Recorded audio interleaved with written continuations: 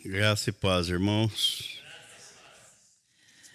Vamos retomar a nossa reflexão sobre o homem 3D, em 3 dimensões. Primeiro no espírito, depois na alma e depois no corpo. Primeira carta aos Tessalonicenses. Primeira carta aos Tessalonicenses, capítulo 5. Está tendo alguma interferência aqui no som. Primeira Tessalonicenses, capítulo 5, versículo 23. Eu acho que é o meu microfone, né? É. Versículo 23. O mesmo Deus da paz vos santifique em tudo,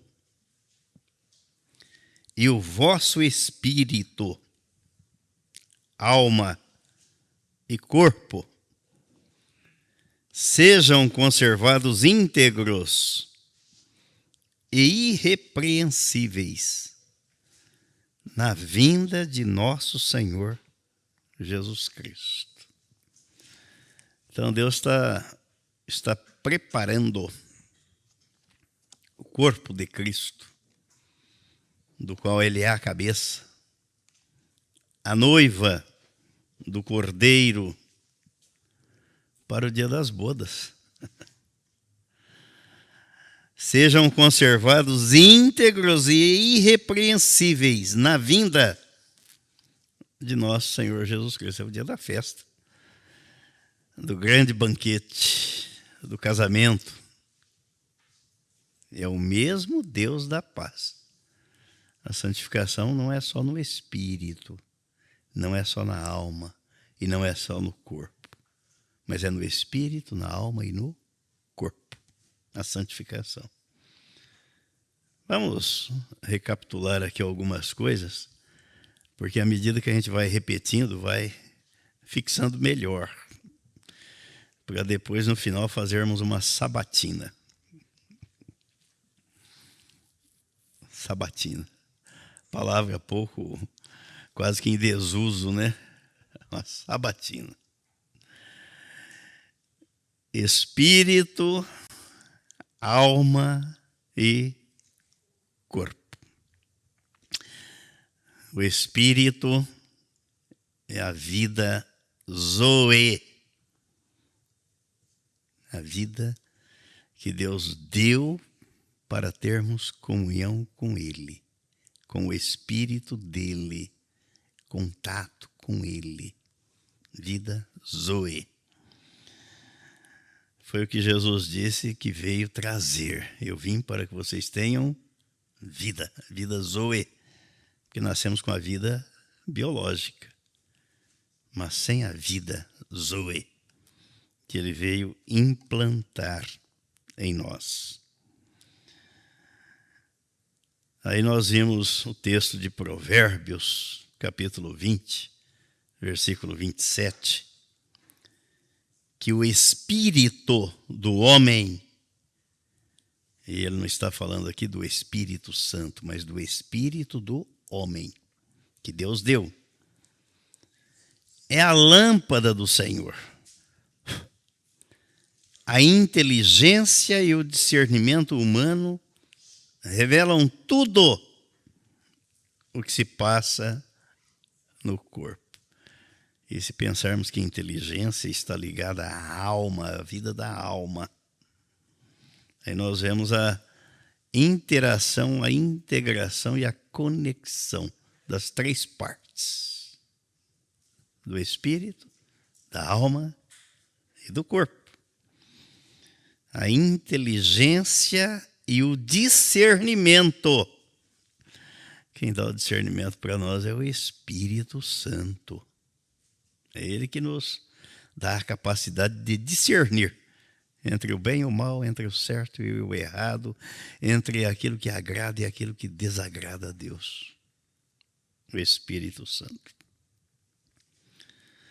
Aí nós vimos no texto de Eclesiastes, capítulo 12, no versículo 7, quando Deus determinou o destino do homem. E ele diz: e o pó volte à terra. Como era, veio do pó. Foi feito do pó, volta ao pó. E o Espírito? Volte a Deus que o deu. Então, morreu. O corpo veio do pó, volta para lá. E o Espírito? Foi o Senhor que deu. Esse é meu, é dele. Volta para ele.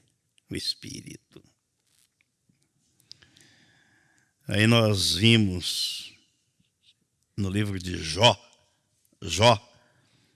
capítulo 32, no versículo 8, que na verdade há um espírito no homem e o sopro do Todo-Poderoso o faz sábio. Senão fica andando como se fosse um bruto irracional. Mas Deus o faz e nos faz sábios. E o apóstolo Paulo, na primeira carta aos Coríntios, no capítulo 2, no versículo 12, ele explica a função deste Espírito que Deus colocou no homem, para que serve. E ele diz, ora, 1 Coríntios, capítulo 2, versículo 12, ora, nós não temos recebido o Espírito do mundo, e sim o Espírito que vem de Deus, para que conheçamos o que por Deus nos foi dado gratuitamente. E na carta aos Romanos, no capítulo 8, ele diz que este Espírito Santo, o Espírito Santo, ele vai confirmar, ele vem testificar, ele vem afirmar, assegurar ao nosso espírito quem somos. Romanos capítulo 8, no versículo 16, ele diz, o próprio Espírito, que é o Espírito Santo, com E maiúsculo, testifica, quer dizer, confirma, assegura, com o nosso Espírito, que somos filhos de...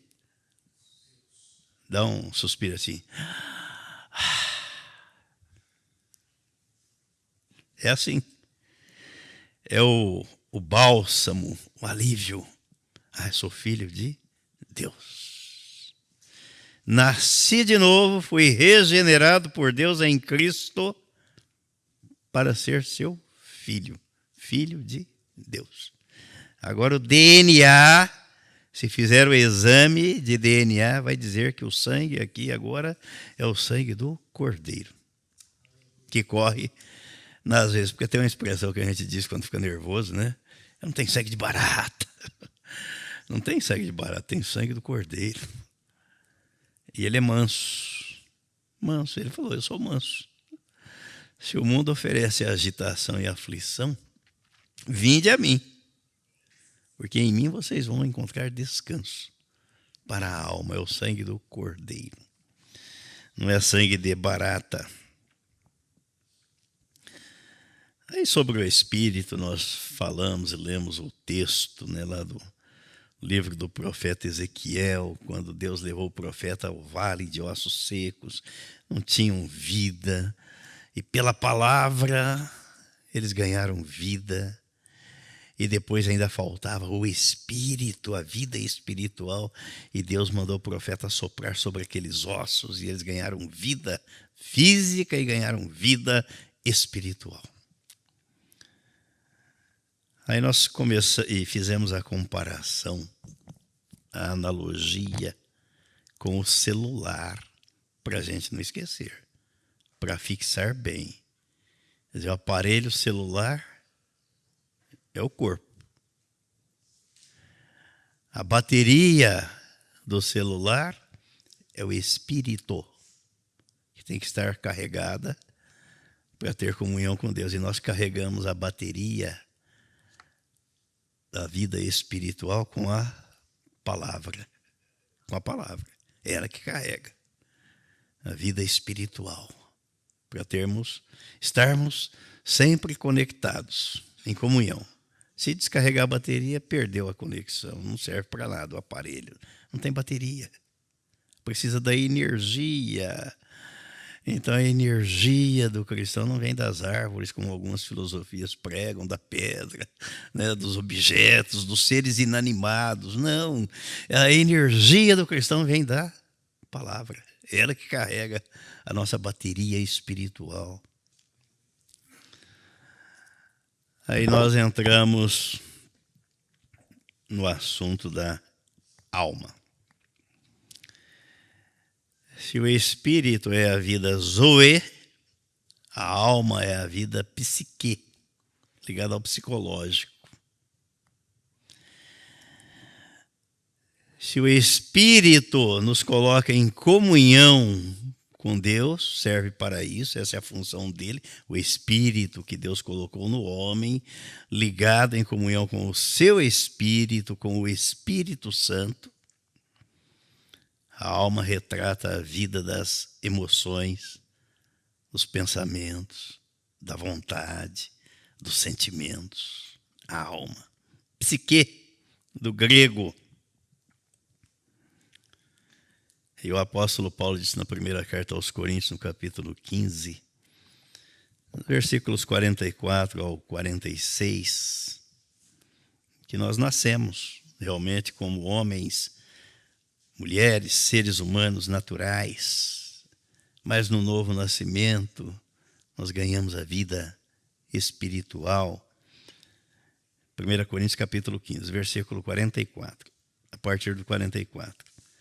Semeia-se corpo natural, ressuscita corpo espiritual.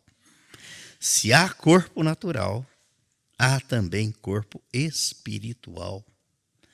Pois assim está escrito: o primeiro homem, Adão, foi feito alma vivente. Deus soprou naquele boneco de barro, soprou nas narinas dele o fôlego da vida. E ele se tornou alma vivente. Aí o apóstolo Paulo diz: o último Adão, aquele que desceu do céu, Jesus, é espírito vivificante, que dá vida espiritual. Mas não é o primeiro espiritual. Então ninguém nasce com vida espiritual. Ninguém. O espiritual não é primeiro o espiritual, e sim natural. Depois do novo nascimento, da regeneração, aí sim, ganha vida espiritual. É vida transmitida por Cristo, transmitida pelo Espírito de Deus. Na morte para o pecado no corpo de Cristo e na ressurreição juntamente com Ele para a vida, a nova vida. A alma serve para contactar o mundo psicológico, a psique, um termo que se origina do grego, usado para descrever alma ou espírito. E refere-se a tudo que é formado pelos fenômenos que ocorrem na mente humana, incluindo os sentimentos, os pensamentos, as emoções e as percepções. Qual é a percepção que nós temos da realidade? Cada um tem uma. Cada um tem uma. Aquele cego de Betsaida, que Jesus abriu os olhos dele, ele via pessoas como árvores. Olha a percepção dele. Aí Jesus precisou corrigir aquela distorção. Já havia aberto os olhos dele. Aquilo é fascinante, porque é o único milagre registrado na Bíblia que Jesus usa duas etapas. O resto ele curava à distância, né? À distância. Nem precisava ver o paciente. Mas aquele cego, ele tocou nos olhos dele, fez o barro. Abre os olhos, abre. O que você vê? Eu vejo homens, como árvores, andando. Era a percepção que ele tinha da realidade. E muita gente tem percepção da realidade, uma percepção distorcida. Então precisa corrigir a visão. E Jesus fez isso com aquele homem, tocou de novo. E agora? Agora sim. Agora tem uma percepção correta da realidade, não distorcida. Aí nós falamos a semana passada que dentro da psique, da percepção, dos pensamentos, dos sentimentos, que é travada uma batalha entre a alma, entre o corpo e o espírito. Aí nós falamos do texto de Romanos capítulo 7, onde o apóstolo Paulo retrata a luta, a batalha interna que é travada na alma, no ser de toda pessoa, de todo ser humano. E ninguém escapa. Se alguém disser, não, comigo não é assim, mentiroso. É hipócrita, porque é. Mas destacamos também, e esse texto de Romanos 7, lembro que nós fizemos aí há alguns anos, né, atrás, um estudo da carta aos Romanos, que foi, a meu ver, pelo menos para mim, rendeu muito, muito proveitoso. E ficamos 5 anos estudando a carta aos Romanos na escola dominical. E há um hiato entre o capítulo 6 e o capítulo 8 dessa carta. Porque no 6 o apóstolo Paulo está mostrando a obra do Calvário e a nossa inclusão no corpo de Cristo, a crucificação do velho homem e a morte para o pecado. E mostra que o pecado não tem domínio sobre o cristão, sobre o regenerado. Aí no 7 ele retrata a luta entre a carne e o espírito, o conflito. E ele diz, miserável homem que sou, quem me livrará do corpo desta morte? Ou seja, dessa natureza pecaminosa. Ele diz, mas graças a Deus, que em Cristo, agora ele nos fez nova criatura, nos tornou um novo homem. E aí ele inicia o capítulo 8, né? Agora, pois, nenhuma condenação há para os que estão em Cristo Jesus. E quando a gente fala em condenação à luz espiritual, e aí existe uma figura jurídica, e eu já fiz uma pregação aqui sobre isso, que é muito interessante, muito profunda. Os que estão fora de Cristo e não creem na obra de salvação realizada por Jesus estão condenados. Jesus vai fazer a leitura da sentença no dia do juízo. Está aqui. Você não crê na obra que eu realizei? Então a morte será a morte eterna, para sempre. Banidos da face do Senhor. Mas quando ele diz em Romanos 8, 1 e 2, que não há condenação para os que estão em Cristo, é porque aqueles que estão em Cristo já morreram. Eles não podem morrer mais. Morreram para o pecado no corpo de Cristo. Aí lembro de 2 Coríntios 5, 21. Que aquele que não conheceu o pecado, que é Jesus, Deus o fez pecado por nós, para que nele fôssemos feitos justiça de Deus. Então Deus antecipou o nosso julgamento. E por isso o cristão não será julgado. Por isso ele não será julgado. Porque ele já foi julgado no corpo de Cristo e morreu. A sentença de condenação, porque Deus não volta atrás na sua palavra. Ele disse ao profeta Ezequiel que a alma que pecar é essa, e todos pecaram. Então o cristão morreu onde? No corpo de Cristo. Olha que coisa fantástica. Mas aí é a figura jurídica. Deus julgou, antecipou o julgamento. 2 Coríntios 5, 21. Jesus não conheceu o pecado. Deus o fez pecado, para que nele fôssemos feitos justiça. A justiça é feita quando há julgamento. Então Deus julgou o pecado, condenou o pecado no corpo de Cristo. Morremos para o pecado. Por isso não há mais condenação e não há julgamento para o cristão. Ele já foi julgado, ele já morreu para o pecado no corpo de Cristo. Aí nós lemos também o texto de 2 Coríntios 4, 7 ao 18, onde o apóstolo Paulo retrata o sofrimento, aquilo que nós vivenciamos no dia a dia. No dia a dia.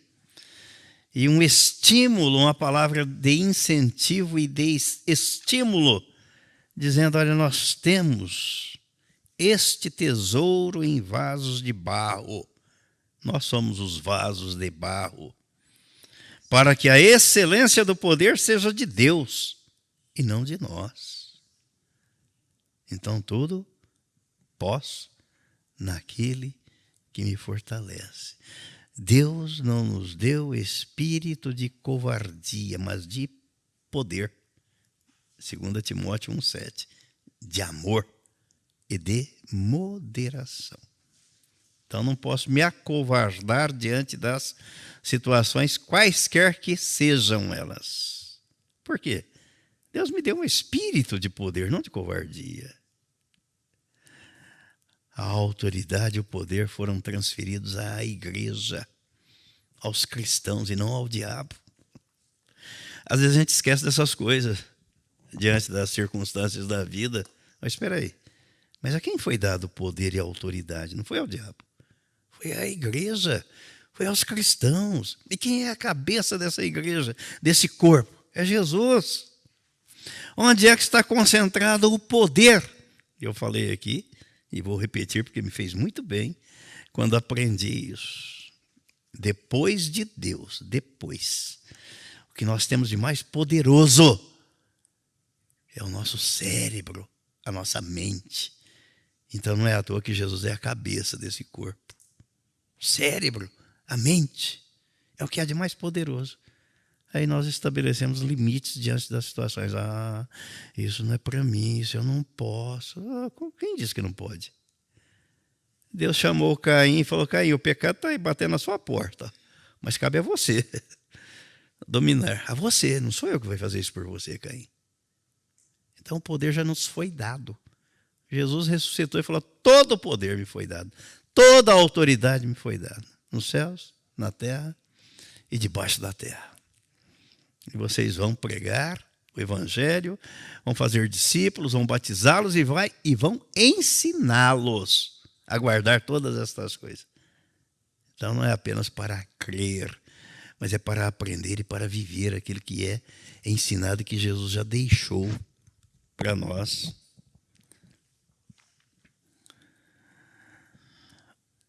Aí nós vamos agora para o texto de Gálatas, capítulo 5. Gálatas, capítulo 5. Versículos 13 ao 26. 13. Gálatas, capítulo 5. Vemos aqui mais uma dualidade entre a batalha, a luta interna travada todos os dias. Porque vós, irmãos, fostes chamados à liberdade. Acharam o texto? É isso mesmo? Certo? Gálatas capítulo 5, versículo 13. Porém, não useis da liberdade para dar ocasião à carne. Sede antes servos uns dos outros, pelo amor. É para servir uns aos outros.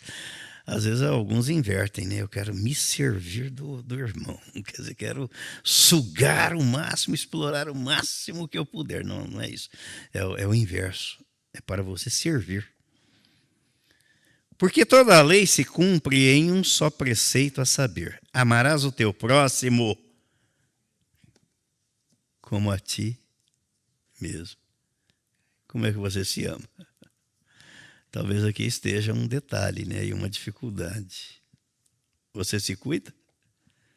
Você pensa, e tudo começa pelo pensamento, no bem, consagra, executa, vive o bem, você se ama, aí você vai amar o próximo como a você mesmo.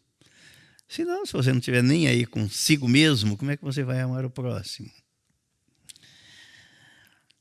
Aí diz o versículo 15: se vós, porém, vos mordeis e devorais uns aos outros, vede que não sejais mutuamente destruídos.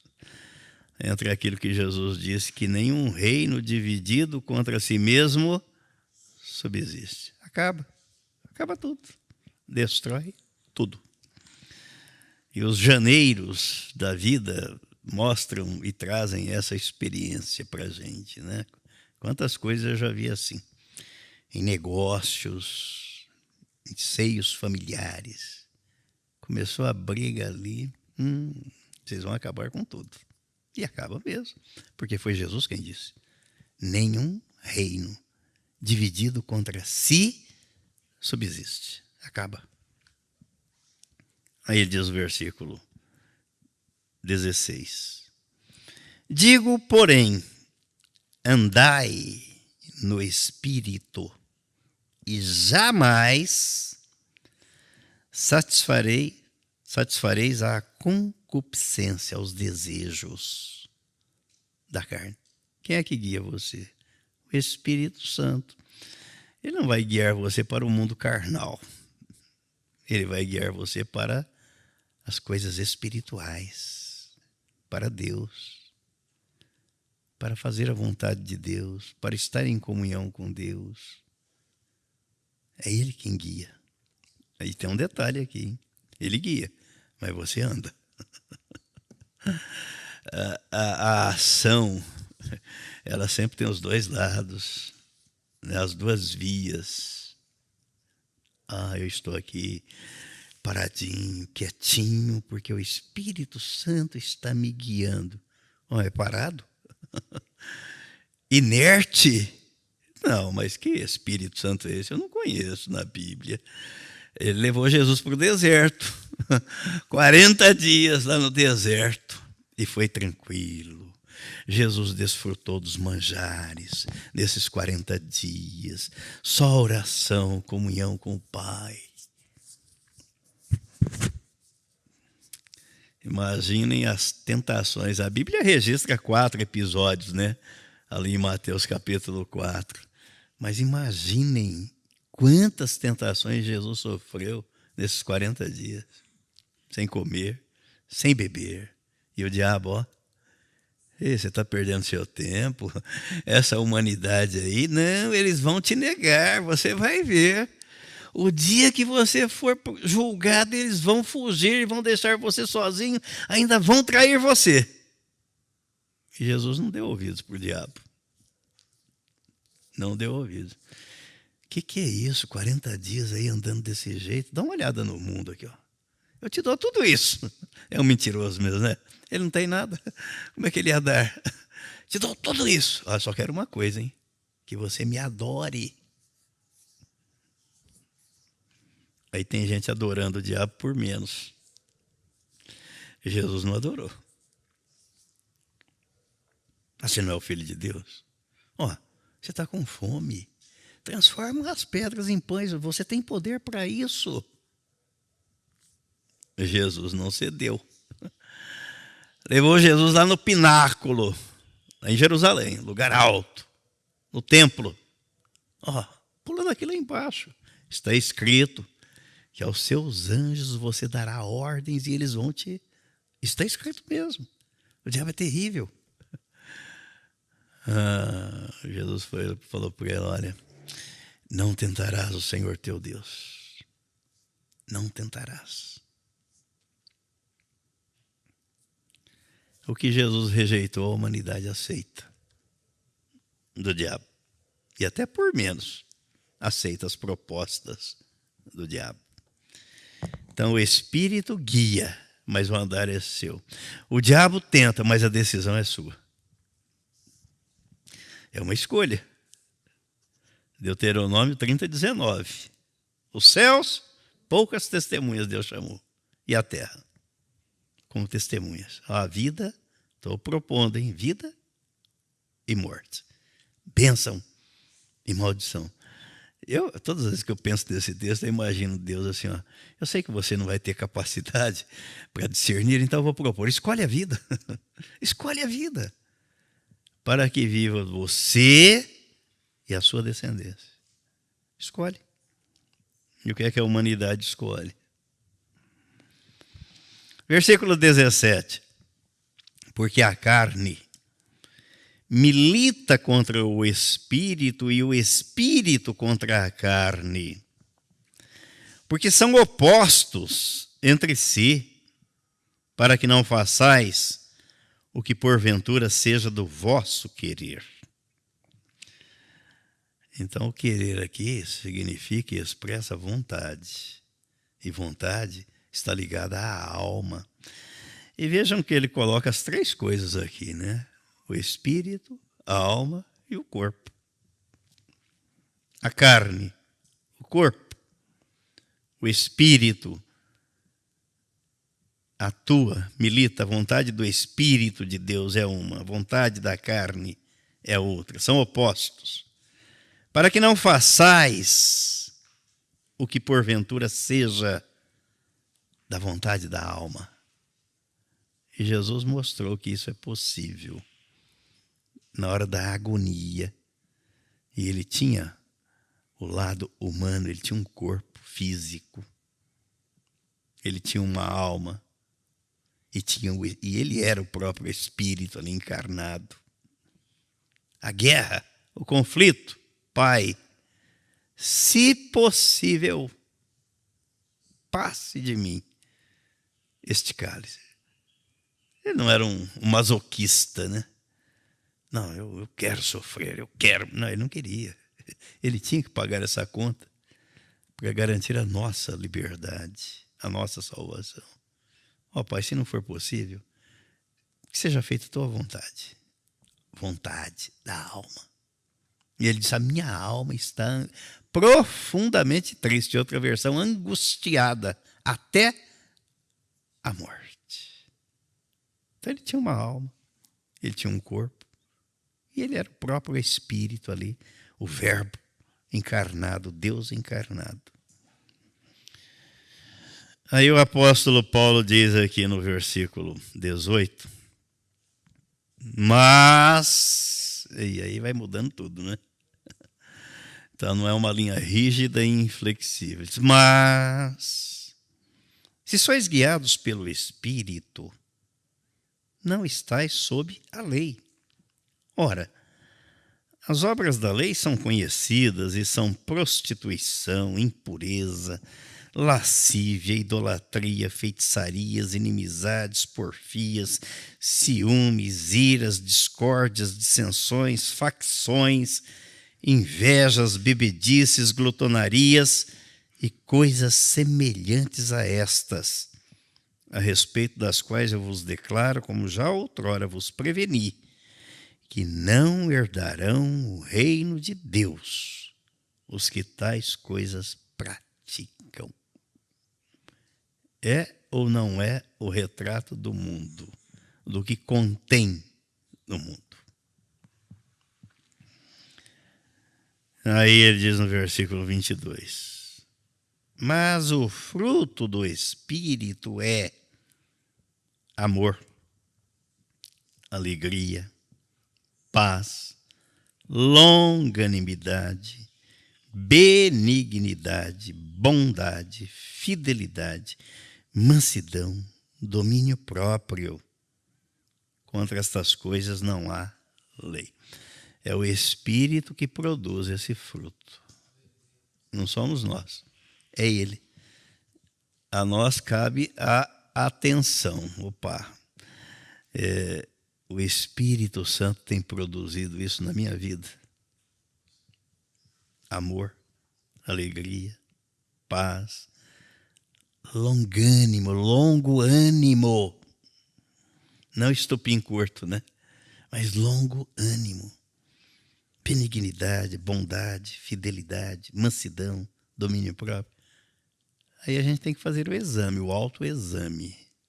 Se não tiver, se eu não perceber a produção desse fruto do Espírito na minha vida, eu tenho que botar o joelho no chão e clamar a Deus. Sou eu, não é ninguém que vai dizer para mim, hein? Sou eu, que é a palavra que julga, não somos juízes de ninguém. Mas eu tenho que ter essa sensibilidade para perceber se estou recebendo esta ação do Espírito Santo na minha vida. Porque ele diz no versículo 24, os que são de Cristo Jesus crucificaram a carne com as suas paixões e desejos. O velho homem já foi crucificado. Morreu para esses desejos, para o mundo. É o que o apóstolo Paulo diz nessa mesma carta aqui. Depois, para mim, eu estou crucificado para o mundo e o mundo está crucificado para mim. Quer dizer, eu morri para os desejos, para os encantos do mundo, da natureza carnal. E o versículo 25. Se vivemos no Espírito, andemos também no Espírito, não conforme o mundo, mas conforme o modelo estabelecido por Deus.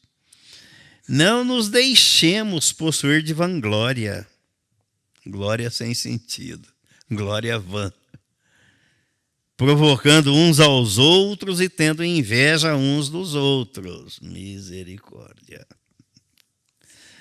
Isso é coisa do mundo, do homem carnal, mundano, não do povo de Deus, não do reino de Deus. E quando o assunto é fazer a própria vontade,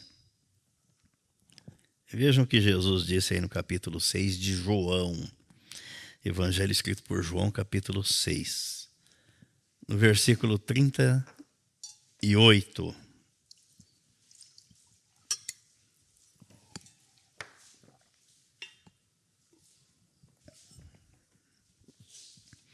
Eu desci do céu não para fazer a minha própria vontade, e sim a vontade daquele que me enviou. Jesus tinha vontade própria? Sim, ele está dizendo, mas eu desci não para fazer a minha. Então ele tinha vontade. Ele possuía vontade, como as suas próprias palavras demonstram. Ele possuía vontade, mas não a exerceu, porque ele veio para fazer a vontade do Pai. Então esse é o cerne da questão. O elemento nele que é distinto do Pai é a alma humana. A alma é o centro de processamento da vontade, dos sentimentos, das emoções, das percepções. A alma. Na carta aos Filipenses, no capítulo 2, o apóstolo Paulo faz este registro, versículo 5, a partir do versículo 5, ele diz assim: tende em vós o mesmo sentimento, então está ligado à alma, que houve também em Cristo Jesus. Pois ele, subsistindo em forma de Deus, não julgou como usurpação o ser igual a Deus. Antes, a si mesmo se esvaziou, assumindo a forma de servo, tornando-se em semelhança de homens e reconhecido em figura humana. Deus é Espírito. Jesus era Espírito. O Espírito Santo é Espírito. O Espírito Santo nós não vemos fisicamente, porque ele é Espírito. Então Jesus precisou receber um corpo físico, por isso ele foi encarnado. E o apóstolo Paulo diz que foi reconhecido em figura humana. Então ele tinha um lado humano, ele tinha uma alma. Era o que o tornava diferente do Pai, nesse quesito. Ele tinha uma alma, ele tinha vontade. Ele chorou, ele tinha sentimentos, ele tinha emoções. Mas ele era guiado pelo Espírito Santo. Coisa fantástica, né? O mesmo Espírito que está hoje aqui guiando a cada um de nós. Daquele que é nova criatura, daquele que é filho de Deus, daquele que crê. É ele quem guia. Mas é você quem anda. Não fique parado esperando o Espírito Santo mudar os seus passos, que ele não vai fazer isso. Isso você pode fazer. E deve. É a nossa parte. Sendo o homem perfeito, Jesus tinha uma alma e um corpo, como nós o possuímos. Era possível que ele agisse a partir da vontade própria, mas não foi isso que ele fez. Mateus capítulo 26. Mateus capítulo 26, versículos 38 e 39. Então lhes disse: a minha alma está profundamente triste, até a morte. Ficai aqui e vigiai comigo. Adiantando-se um pouco, prostrou-se sobre o seu rosto, orando e dizendo: meu Pai, se possível, passe de mim este cálice. Todavia não seja como eu quero, e sim como tu queres. A vontade de Deus. Eu vou terminar aqui fazendo uma observação. Prestem atenção. A intenção sutil de Satanás, ao tentar Jesus, era fazer com que Jesus agisse por conta própria, por si mesmo. Isto é, com base na vontade da sua alma. E pela atitude que assumiu, Jesus repudiou, rechaçou totalmente a proposta do diabo. Para fazer a vontade do Pai. Mas preste atenção. Em Adão, o homem, Adão, agiu por si mesmo, separadamente da vontade de Deus, e buscou satisfazer a vontade própria. E daí resultou na tragédia do Jardim do Éden, com repercussão para toda a humanidade. Agora, uma situação semelhante. Jesus estava ali sendo tentado pelo diabo. Foge da cruz. Por que você vai sofrer? Esse povo não merece isso, não. Eles vão te negar. Não faça isso. Jesus tomou uma posição oposta àquela de Adão. E o seu princípio, fundamental para isso: o filho nada pode fazer a partir de si mesmo, mas aquilo que vira o Pai, isso ele faz. Meu Pai, faça a sua vontade. Essa total negação da vontade da alma governou o seu ministério. Foi assim que ele exerceu o seu ministério terreno, fazendo a vontade do Pai. E é o que nós devemos buscar todos os dias. Senhor, que seja feita a tua vontade. Foi o que ele ensinou na oração, né, do Pai Nosso. Venha o teu reino e seja feita a tua vontade, porque a vontade dele é melhor do que a nossa. Mas ainda vamos continuar nesse assunto da alma aqui na próxima semana, se o Pai nos permitir. Em nome de Jesus. Amém? E amém.